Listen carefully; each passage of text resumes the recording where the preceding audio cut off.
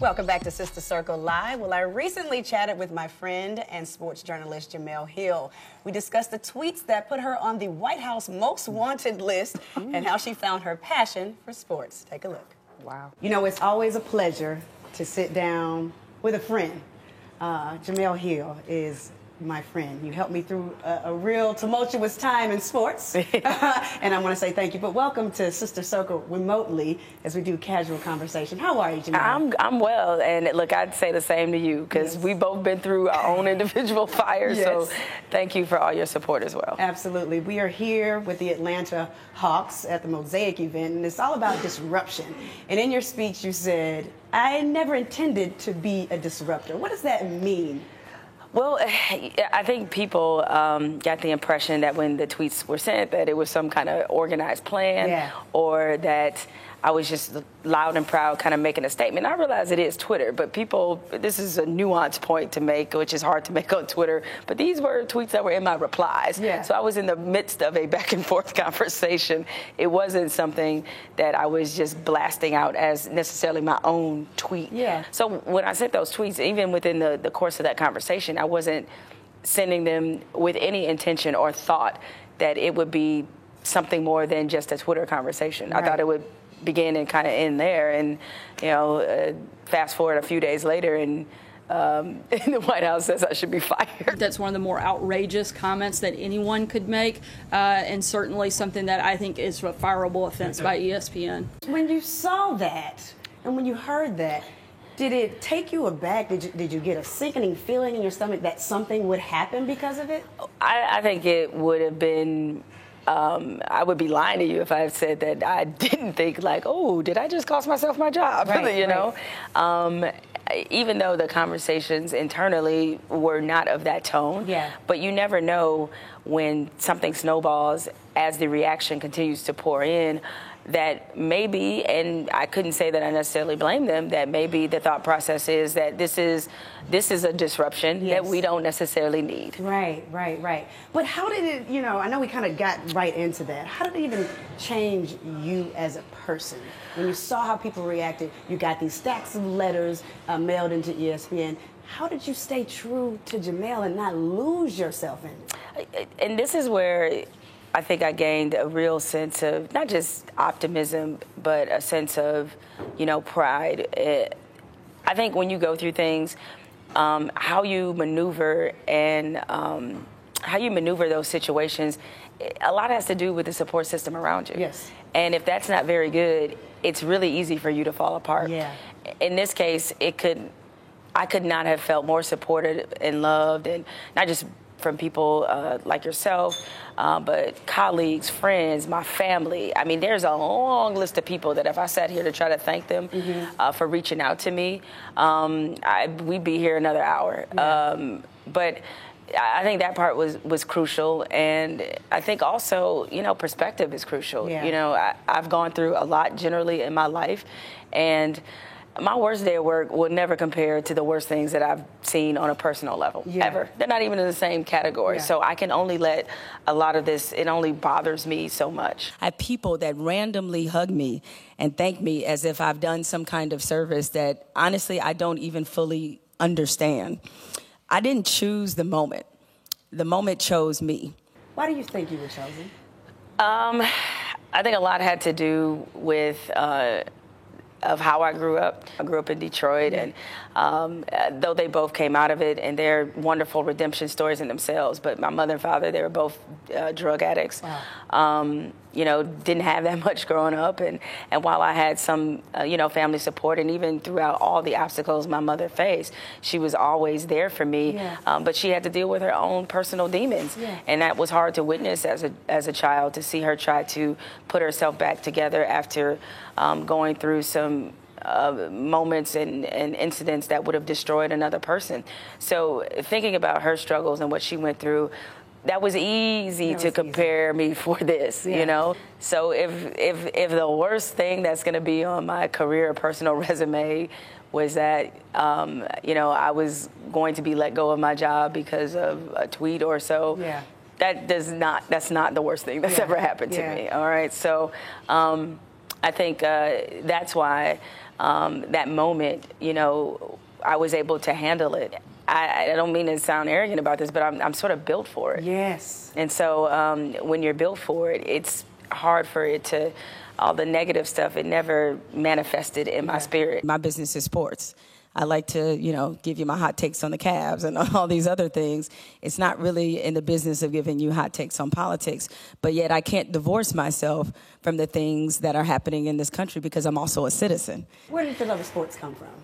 It feels like something I was born with. My mother was an athlete in her own right. She was a swimmer. My father, yeah. Did you know I was a swimmer, right? No, I did not. I never knew. No. Yes, I swam all the way through college, started swimming competitively when I was 5. No Your mom way. swam? She did. She dove in high school. She was a diver, and she's been a lifeguard all her life. So I always had this love of the water because I used to, joke with people. I'm sure you made this joke too. Like, yes, black people swim, black women swim. Yes, we get our hair wet, right? That all happens. Right. And so she had a bit of an athletic background. My father had an athletic background in the sense that he played everything growing up and was a pretty good athlete. I love to play sports. I love to watch sports.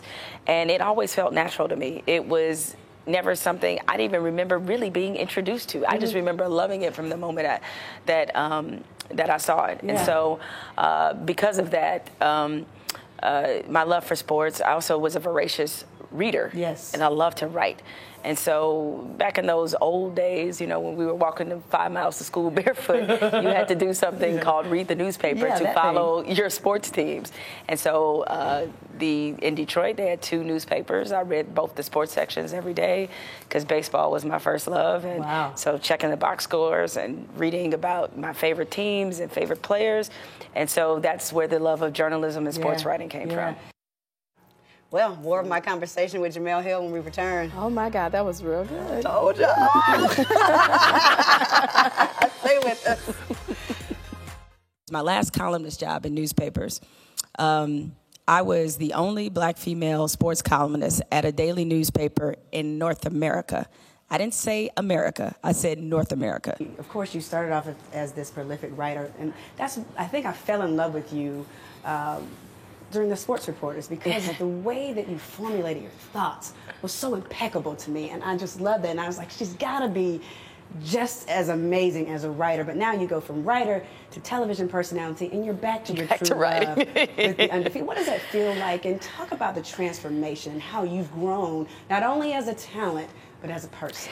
As much as I loved and enjoyed doing television, it pales in comparison to the love I feel for writing. Yes. It's a different muscle. It's a different, just a different feeling I get when I finish writing a column versus finish being on TV. And I've had some great TV moments, don't get me wrong.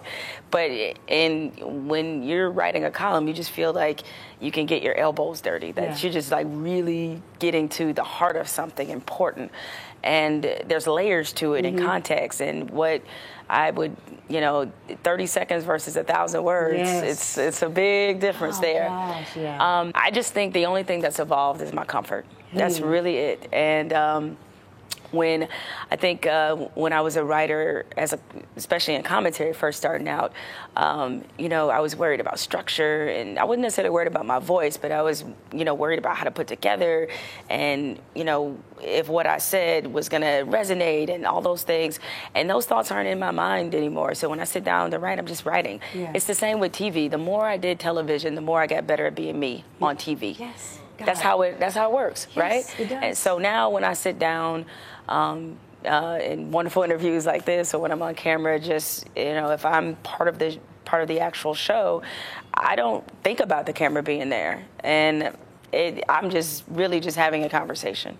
When you get to the point where not even the mistakes bother you, like you just make moments out of it. You don't care, like, I stuttered, so what? Y'all caught me, and right. It's like a lot of people. It humanizes you. Exactly, Yeah. and you realize those are the things that connect you with the audience, and So, yeah, I mean, it's just I'm at the point now of where I have not only the maturity, the experience, and the comfort, and they're all blended together. And so I'm really excited about this, next phase. I realized to a lot of the outside world, I look completely crazy leaving SportsCenter. It's a legacy brand. There are people in our business, as you know, that look at that job as being the pinnacle of sports media. I was never one of those people. Being the host of SportsCenter was not on my vision board. And as SportsCenter evolves, kind of into the traditional SportsCenter that people are accustomed to, that wasn't really me. And I wasn't happy. And a lot of credit goes to ESPN and the brass there. They knew I wasn't happy, and they actively helped me to change my situation. They said, okay, well, what do you want to do? And luckily, I had a list of things I wanted to do, and now I get to do those things. And, working for the Undefeated, which is a much more natural fit, because it's a microsite that covers the intersection of race, sports, and culture, which is exactly in this moment where I need to be. And the conversation always continues at sistercircletv.com.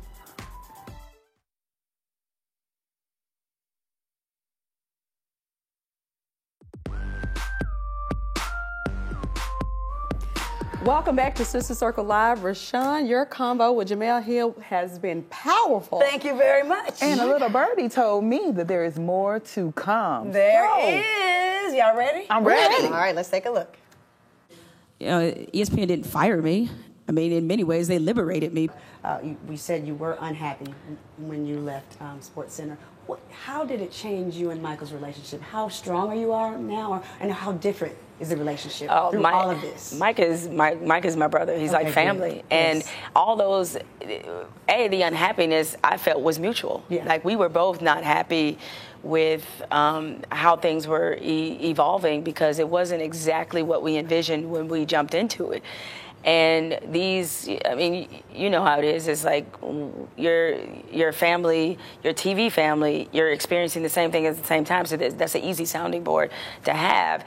The uniqueness of Mike and I's relationship is that, our friendship is now, we've known each other for 15 years. We were friends longer.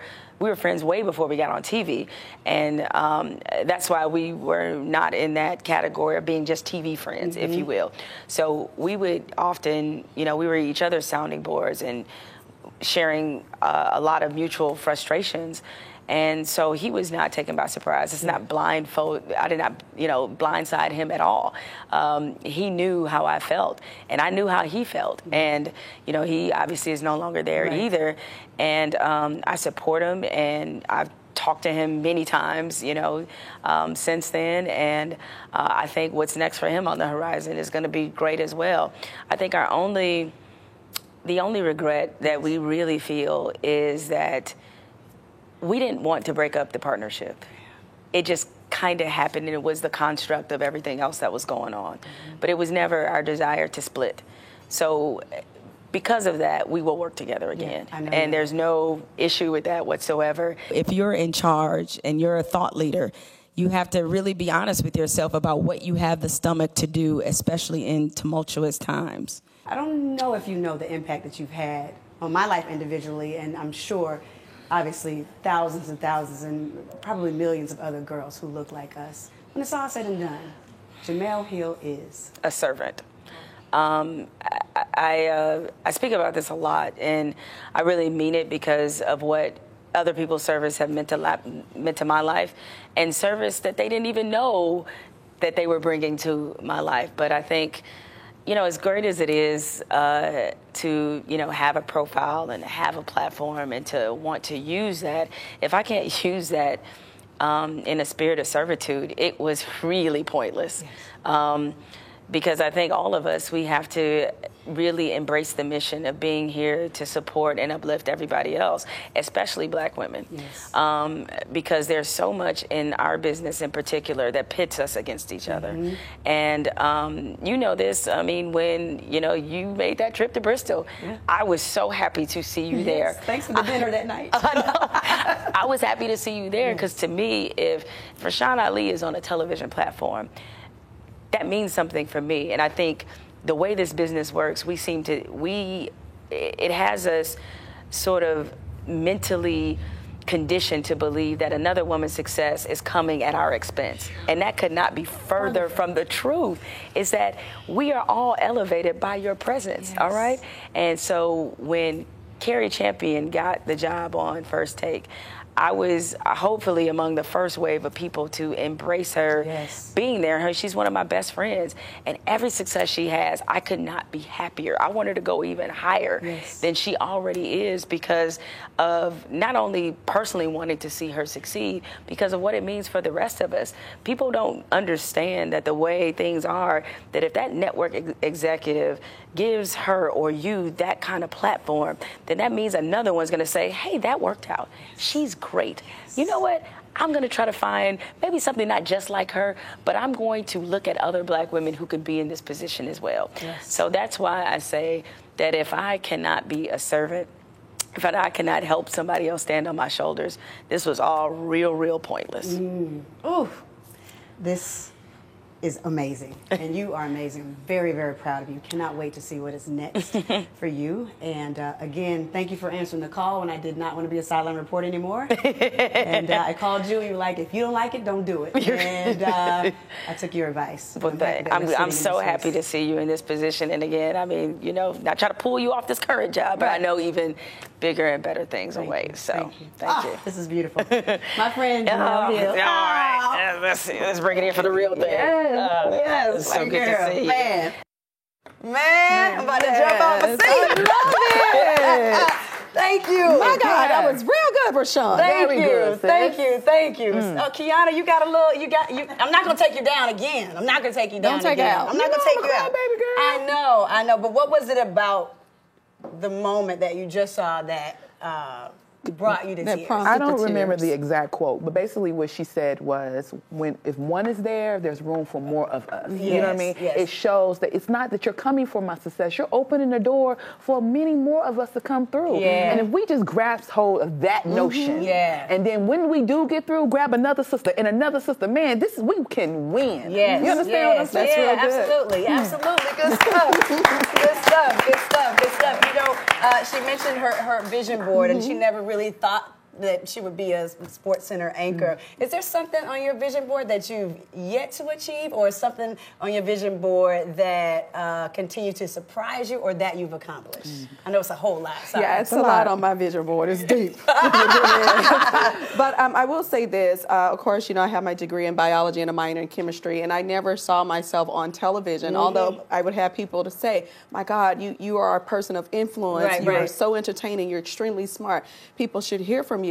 I never really thought that, I never even thought of television, to be honest with you. But now that I'm here.